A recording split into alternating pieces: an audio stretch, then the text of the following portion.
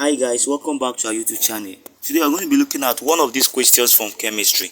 All this while we've been doing physics and mathematics as well as English, but we've not done chemistry for a while now. So this is the first question and the first topic we're about to do on chemistry. So how do we solve this particular question? Now this particular question is on Boyle's law, and you all know that Boyle's law is a law that is pertaining to gas, the movement of gas molecule as a result of how the gas molecule was compressed or suppressed. So let us see how to solve this particular question. First and foremost, you need to identify or to know the meaning of Boyle's law first. Now what is Boyle's law? Boyle's law can be defined as the volume of a given, or it states that the volume of a given mass of gas is is inversely proportional rather to the pressure, provided that the temperature is what? Constant. So volume is inversely proportional to the pressure, provided that the temperature is what? Constant. Now, what is the formula behind this? Now, let's see the formula behind this. So, mainly looking at this, we are going to say volume is inversely proportional to what? To the pressure. Now, why is this so? Now, the volume of a particular thing is how, or the quantity of that thing, or the quantity that that particular thing entails. Now, the pressure of that particular thing is the power or the stress that was applied on that particular substance or object precisely. So how do we identify the formula from this situation and from this tendency? Now, how do we do this?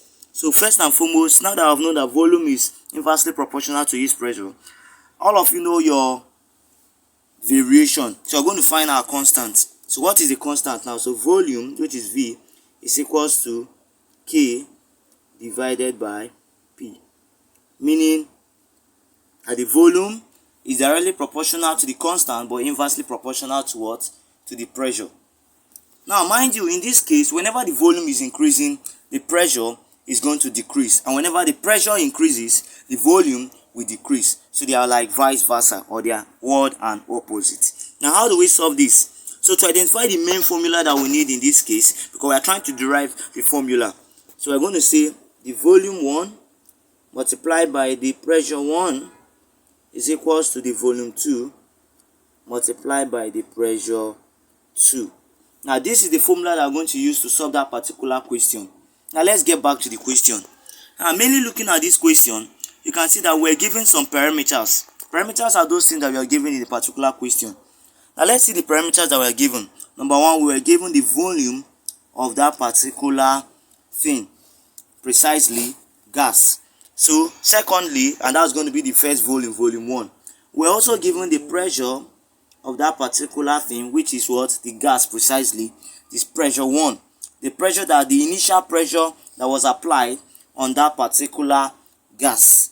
Now let's look at the next thing that was also given. What else were we given? We're also given another volume again.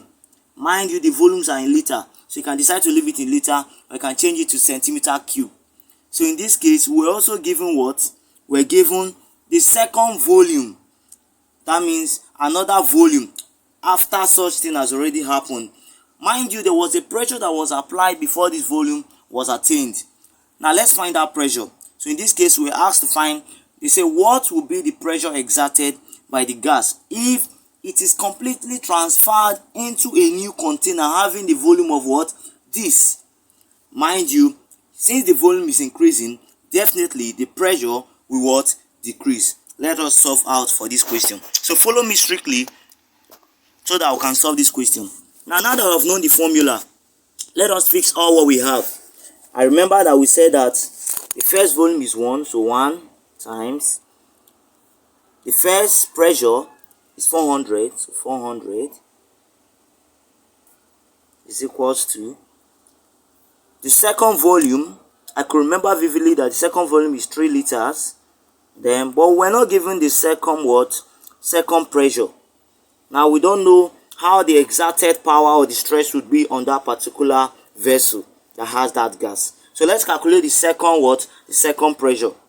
Now in this case, all of you know that 1 times 400 is 400, as always known.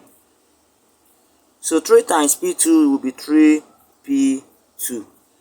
So in that case, we divide both sides by Divide both sides by what is disturbing P2. All of you know how to do your equation, so I'm actually doing things pertaining equation. So the second pressure, or the pressure that will now be attained, is no other but 133.33, and so on and so forth. So this is the answer. So do well to subscribe to this channel. Now, mainly looking at this, I want you to understand something. Remember that as the volume increases to 3, now we have already seen that the pressure decreases all the way from 400 to what? 133.3. So you can see what I'm saying. So whenever the volume increase,